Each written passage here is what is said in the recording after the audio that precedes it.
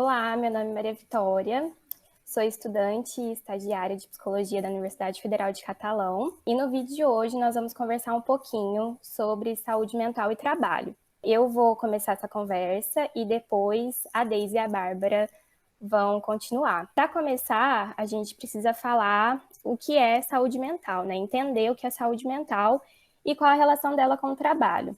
Assim como saúde não é só ausência de doença, a saúde mental não é só ausência de sofrimento psíquico. Nós falamos que a saúde mental é um produto de múltiplas interações que envolvem o sujeito. Quando nós falamos de saúde mental, nós também estamos falando sobre fatores sociais, econômicos e políticos, como, por exemplo, a falta de acesso ao trabalho, a falta de acesso à educação, a moradia e também questões sobre discriminação e exclusão. Portanto, a gente pode pensar qual a relação entre a saúde mental e o trabalho, já que o trabalho ele ocupa a maior parte do nosso dia e é com ele que nos possibilita satisfazer nossas necessidades, nossas questões pessoais. Nós podemos dizer, então, que o trabalho atinge diretamente nossas condições físicas e psicológicas. Então, um trabalho em um ambiente adoecedor, ele vai atingir a nossa vida diretamente. E quais condições são essas que nós podemos dizer, né? Quais condições em que fazem que o trabalho pode ser algo adoecedor ou pode causar um sofrimento psíquico. Um trabalho não reconhecido, por exemplo, a falta de comunicação dentro desses ambientes, quando o trabalhador ele sofre algum tipo de ameaça dentro do trabalho ou algum tipo de pressão em relação ao tempo.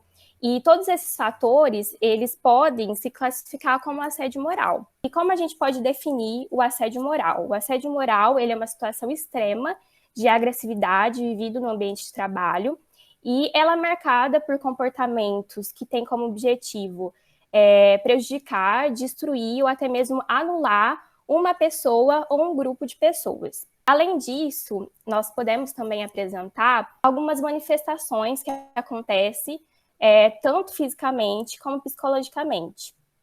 Quais são essas principais manifestações que acontecem quando nós estamos em um ambiente estressante? Quais manifestações são insônia, dores musculares, dores nas costas, irritabilidade aumentada, angústia, ansiedade, tristeza, sentimentos de mal-estar. São as principais manifestações que aparecem quando o trabalhador está num ambiente de trabalho mais estressante.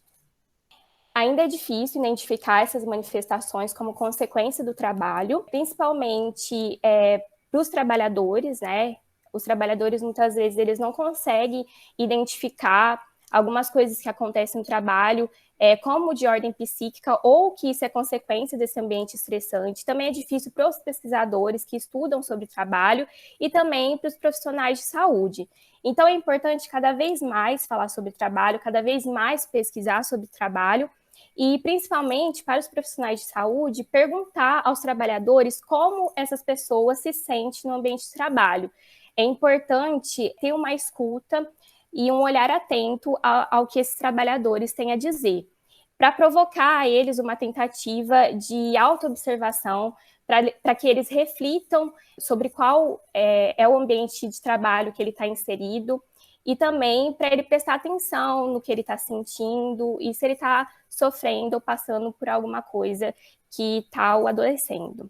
Então, a saúde do trabalhador, de forma geral, ela é promoção e proteção de saúde para os trabalhadores, para que esses sujeitos estejam em um ambiente saudável, um ambiente que não promova adoecimento e também não colabore para um sofrimento psíquico.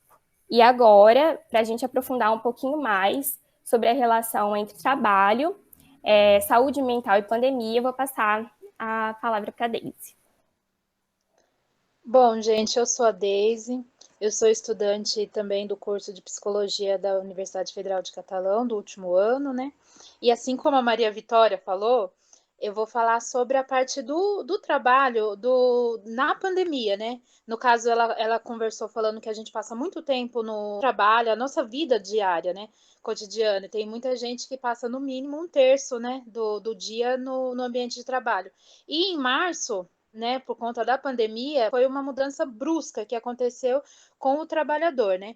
Diante dos acontecimentos que essa pandemia provocou, né, como o isolamento, o medo, a insegurança e outros motivos, a gente pode dizer, né, que a Covid-19 ela trouxe vários desafios extras, né, para a saúde mental do trabalhador.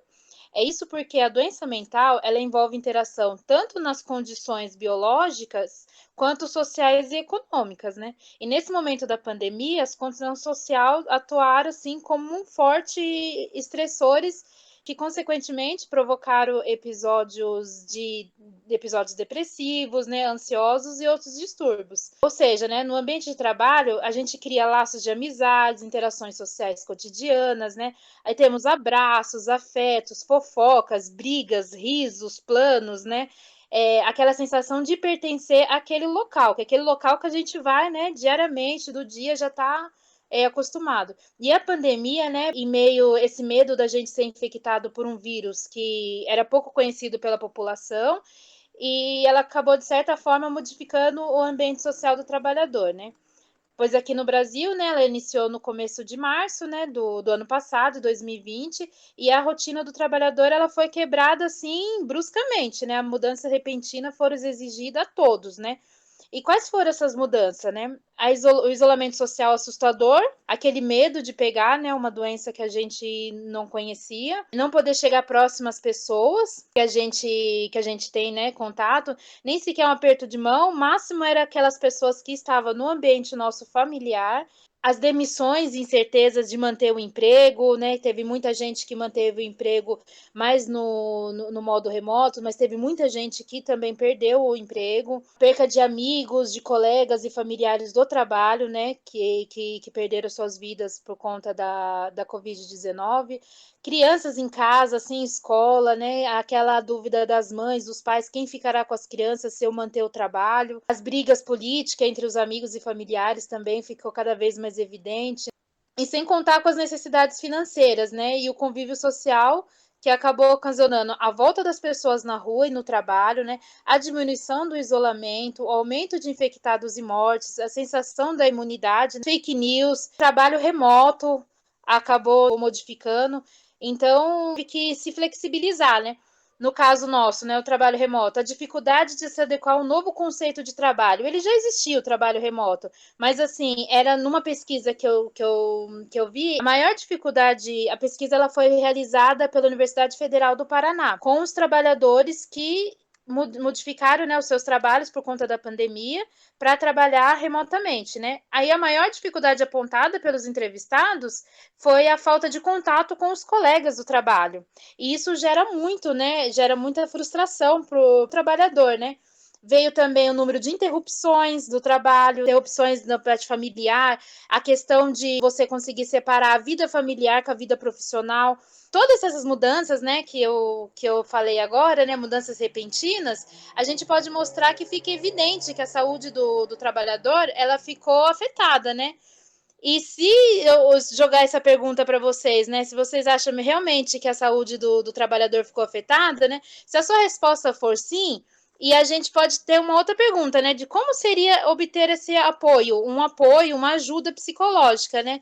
Que por conta do distanciamento, ela ficou difícil, né? Obter um apoio e um atendimento psicológico. E aí estamos aqui, no nosso trabalho de estágio, para oferecer a possibilidade de um atendimento psicológico, né? Para os servidores do CIAS, né?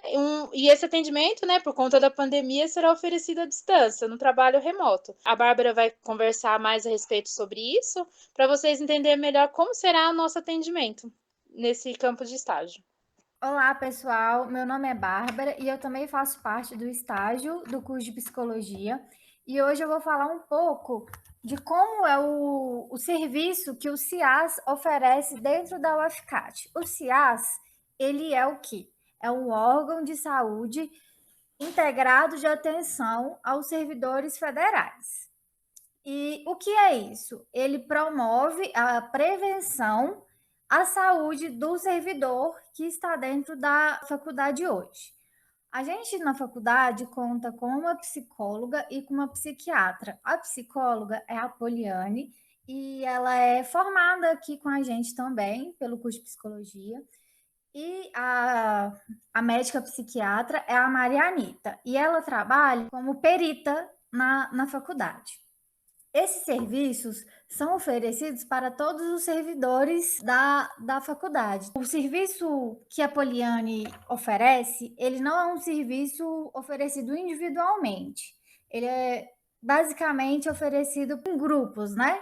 E se caso o servidor precisar de algum atendimento maior, ela consegue fazer em algumas outras sessões, mas se ela vê que não basta, ela vai encaminhar esse servidor para outras instâncias, procurar o serviço público, o SUS, que você pode procurar nos postos de saúde ou também particular. O CIAS, ele está atrelado a programas de promoção da saúde mental do servidor. Janeiro Branco, Setembro Amarelo, Outubro Rosa. O CIAS, ele faz parcerias com outras entidades dentro da faculdade e faz parceria com a gente do curso de psicologia, que iremos também fazer nosso estágio de forma online, né? E eu já estou aqui para convidá-los a participar com a gente, todo servidor